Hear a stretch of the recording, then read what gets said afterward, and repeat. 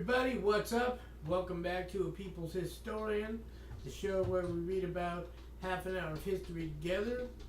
My name's Jason Kishneff, and we are starting chapter 1 of An Indigenous People's History of the United States by Roxanne Dunbar Ortiz, entitled Follow the Corn. If you like the episode, if you like what you hear, hit that like and subscribe button. Go ahead and hit that notification bell so you get notified when I make a new video. Let's dig in. Chapter 1, Follow the Corn. Carrying their flints and torches, Native Americans were living in balance with nature, but they had their thumbs on the scale. Charles C. Mann, 1491. Humanoids existed on Earth for around 4 million years as hunters and gatherers living in small communal groups that through their movements found and populated every continent. Some 200,000 years ago, human societies, having originated in sub-Saharan Africa, began migrating in all directions, and their descendants eventually populated the globe. Around 12,000 years ago, some of these people began staying put and developed agriculture, mainly women who domesticated wild plants and began cultivating others. As a birthplace of agriculture and the towns and cities that followed, America is ancient, not a new world. Domestication of plants took place around the globe in 7 locales during approximately the same period, around 8500 BC. 3 of the 7 were in the Americas. All were based on corn. The Valley of Mexico and Central America, Mesoamerica, the South Central Andes in South America, and Eastern North America. The other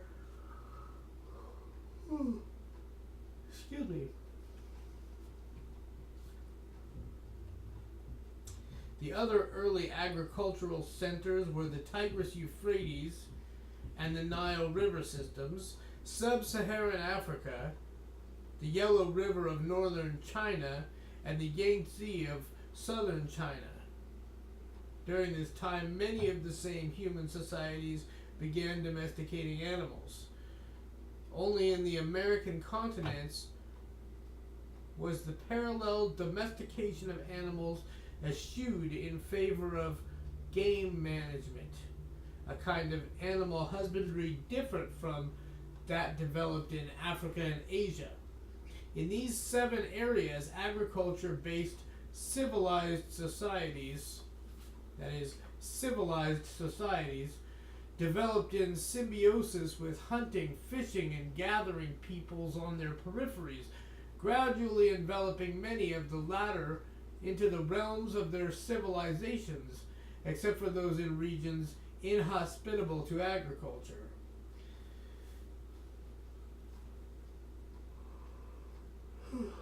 Sorry.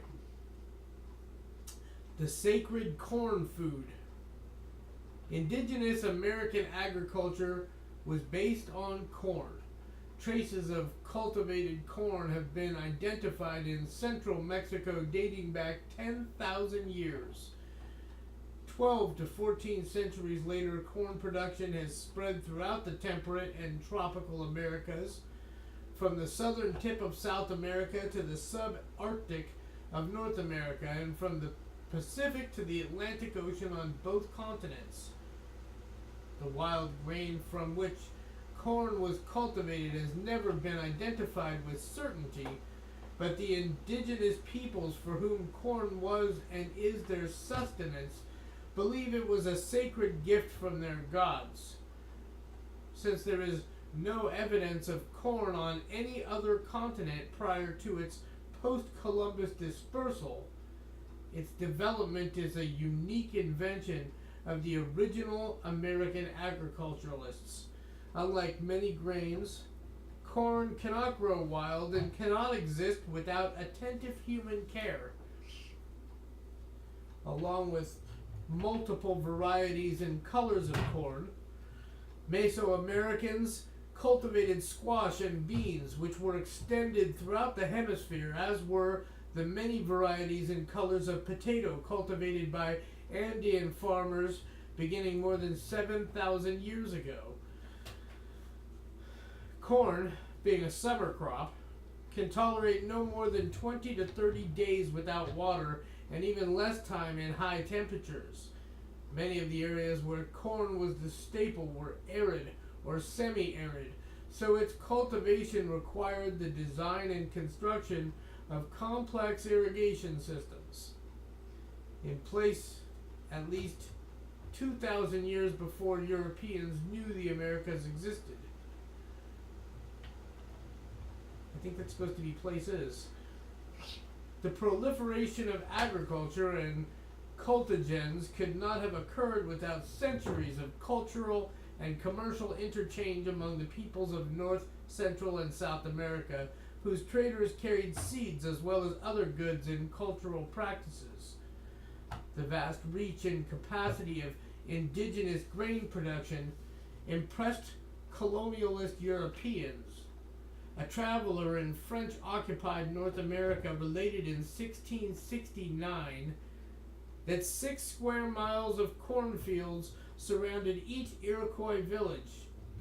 The governor of New France, following a military raid in the 1680s, reported that he had destroyed more than 1 million bushels, 42,000 tons, of corn belonging to 4 Iroquois villages, thanks to the nutritious triad of corn, beans and squash,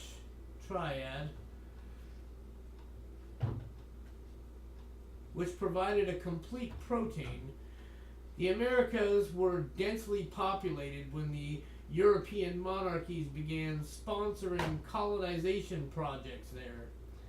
The total population of the hemisphere was about 100 million at the end of the 15th century, with about 2/5 in North America, including Mexico.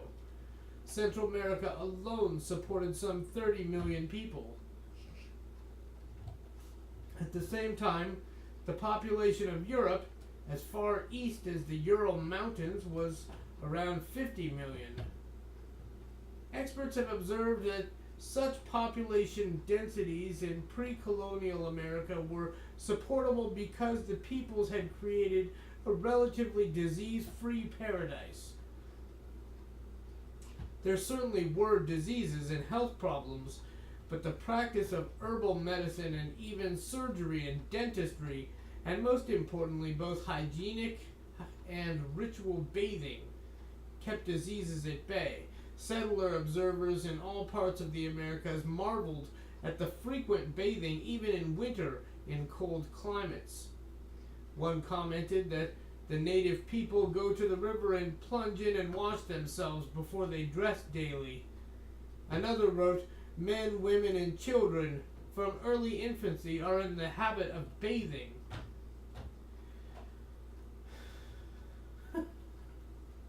Ritual sweat baths were common to all native North Americans, having originated in Mexico.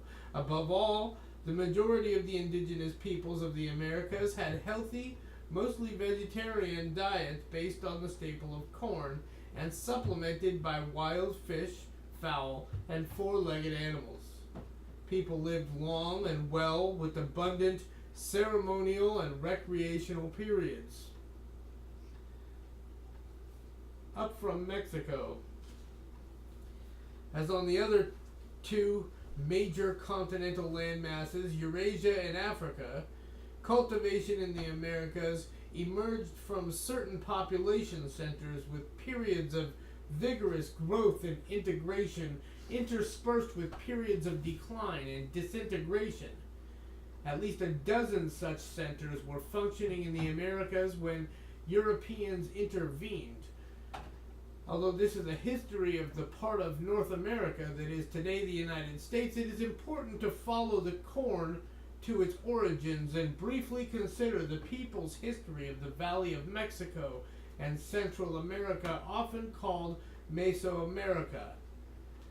Influences from the south powerfully shaped the indigenous peoples to the north in what is now the United States, and Mexicans continued to migrate as they have for millennia, but now across the arbitrary border that was established in the U.S. war against Mexico in 1846 to 48.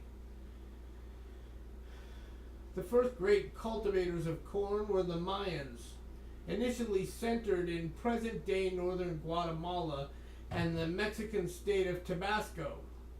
Extending to the Yucatan Peninsula, the Mayans of the 20th century built city-states: Chichen Itza, Mayapan, Uxmal, and many others, as far south as Belize and Honduras. Mayan farms, villages, and cities extended from tropical forests to alpine areas to coastal and interior plains. During the 5th-century apex of Mayan civilization, a combined priesthood and nobility governed. There was also a distinct commercial class, and the cities were densely populated, not simply bureaucratic or religious centers. Ordinary Mayan villages in the far-flung region retained fundamental features of clan structures and communal social relations, and no, not clan like the Ku Klux Klan. Don't be a smart aleck.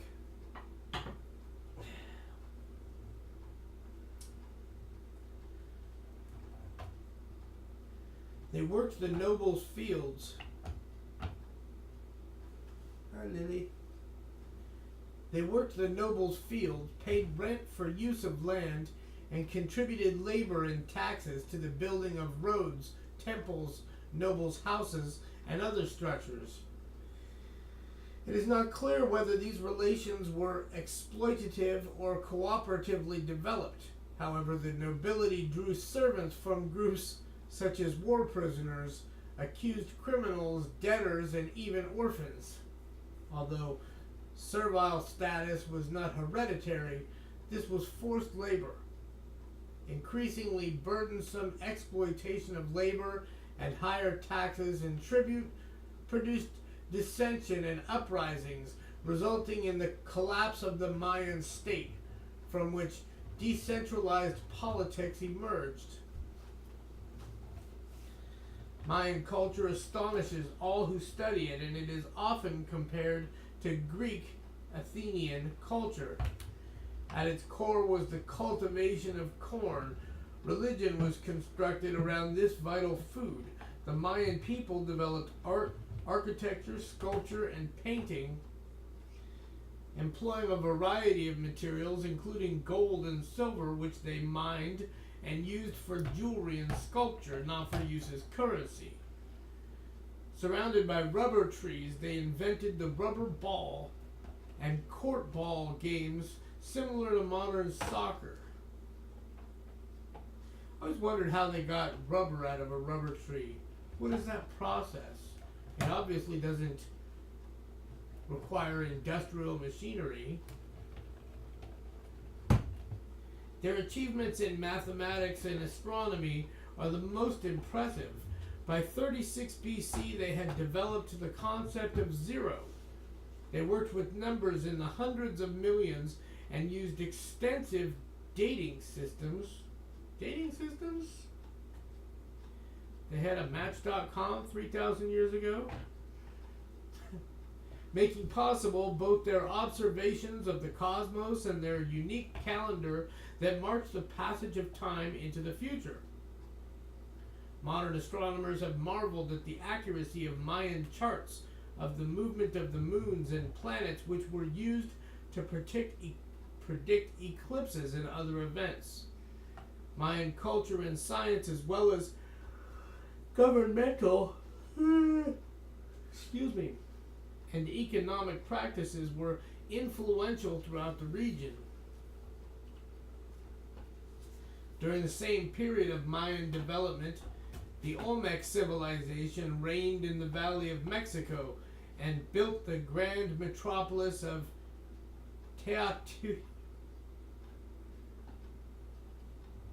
I'm going to try this. Teotihuacan.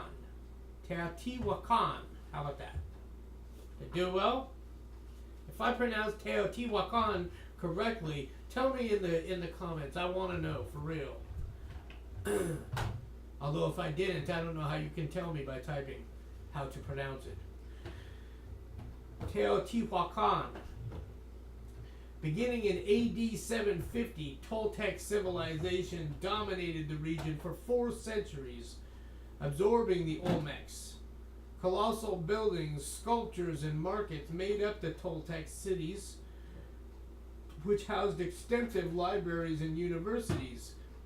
They created multiple cities, the largest being Tula. The Toltecs' written language was based on the Mayan form, as was the calendar they used in scientific research, particularly in astronomy and medicine. Another nation in the Valley of Mexico, the Culwa, built the city-state of Culhuacan on the southern shore of Lake Texcoco,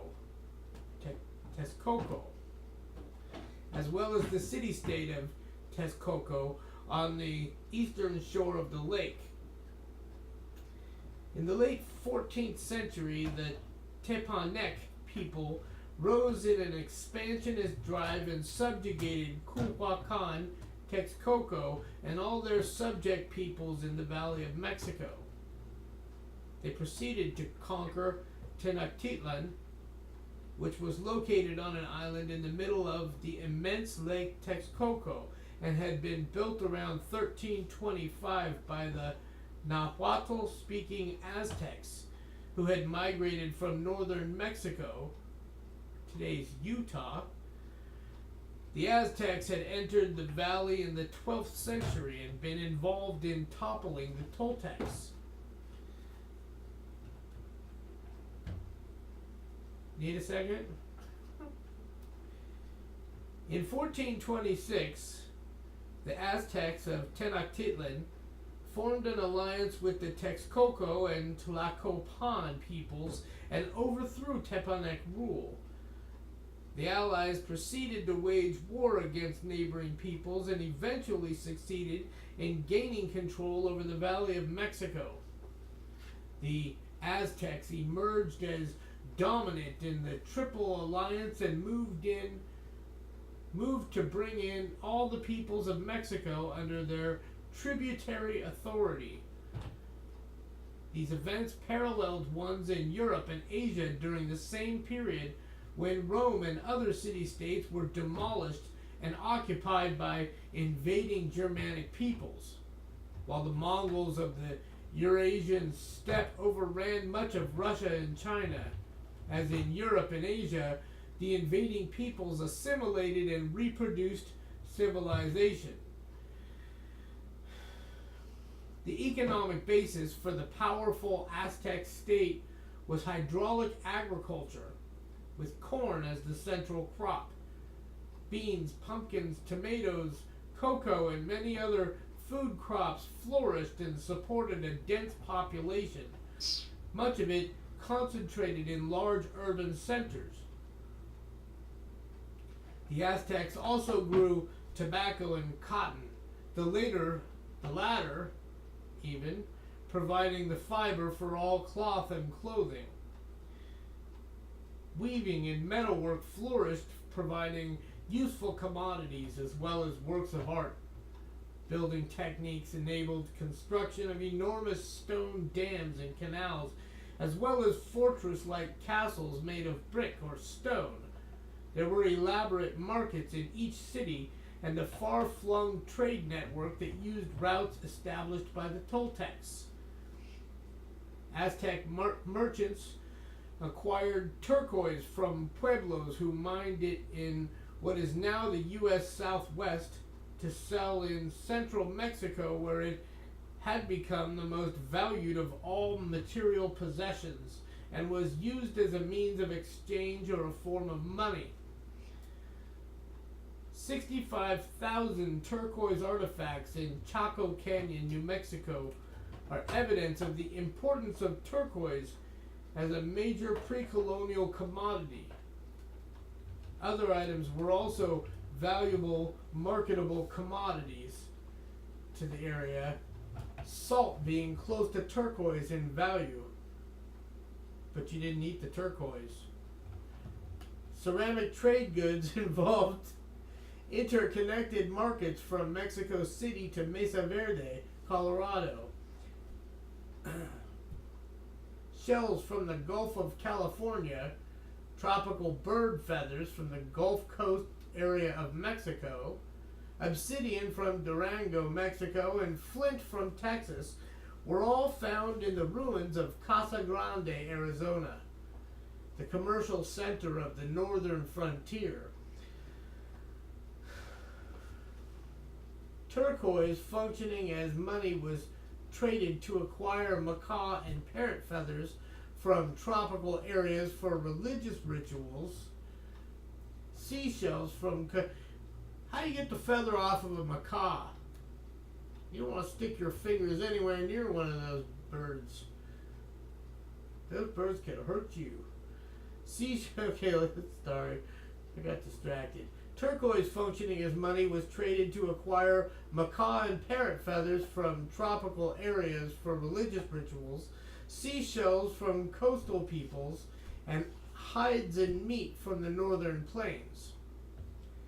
The stone has been found in pre-colonial sites in Kansas, Texas, and Nebraska, where the Wichitas served as intermediaries carrying turquoise and other goods farther east and north. Crees in the Lake Superior region and communities in what is today Ontario, Canada, and in today's Wisconsin acquired turquoise through trade. Traders from Mexico were also transmitters of culture and features such as the Sundance religion in the Great Plains and the cultivation of corn by the Algonquin, Cherokee, and Muskogee Creek peoples of the eastern half of North America were transmitted from Central America. The oral and written histories of the Aztecs, Cherokees, and Choctaws record these relations. Cherokee oral history tells of the ancestors' migrations from the south and through Mexico, as does Muskogee history.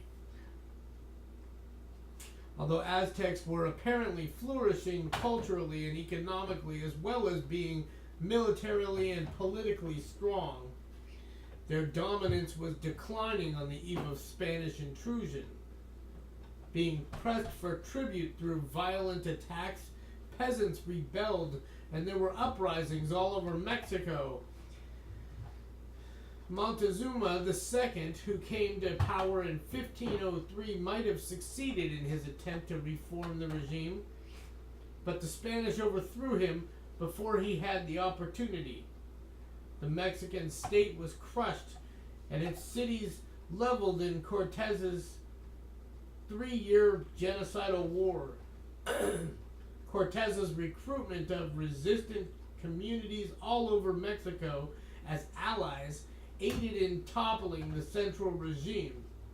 Cortez and his 200 European mercenaries could never have overthrown the Mexican state without the indigenous insurgency he co-opted.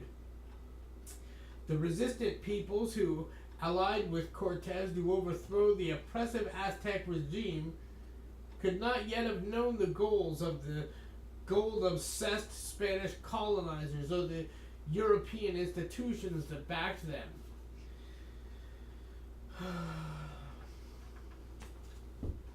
The North. What is now the U.S. Southwest once formed with today's Mexican states of Sonora, Sinaloa, and Chihuahua, the northern periphery of the Aztec regime in the Valley of Mexico. Mostly an alpine, arid, and semi-arid region cut with rivers, it is a fragile land base with rainfall a scarce commodity and drought endemic. I'm tired. Sorry about that. Yet in the Sonora Desert of present-day southern Arizona, communities were practicing agriculture by 2100 BC and began digging irrigation canals as early as 1250 BC. The earliest evidence of corn in the area dates from 2000 BC, introduced by trade and migration between north and south. Farther north, people began cultivating corns, beans, squash, and cotton around 1500 BC. Their descendants, the Akimel Oorum people, or Pimas, call their ancestors the Huhugam, meaning those who have gone, which English speakers have rendered as Hohokam. What? Okay.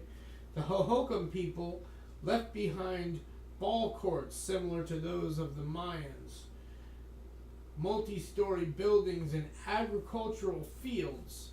Their most striking imprint on the land is one of the most extensive networks of irrigation canals in the world at that time. From AD 900 to 1450, the Hohokams built a canal system of more than 800 miles of trunk lines and hundreds more miles of branch serving local sites. The longest known canal extended 20 miles. The largest were 75 to 85 feet across and 20 feet deep, and many were leak-proof, lined with clay. One canal system carried through enough water to irrigate an estimated 10,000 acres. Hohokam farmers grew surplus crops for export, and their community became a crossroads in a trade network reaching from Mexico to Utah and from the Pacific coast to New Mexico and into the Great Plains. By the 14th century, Hohokams had dispersed, living in smaller communities. Thanks for joining me. Hit that like and subscribe button, and we'll see you next time.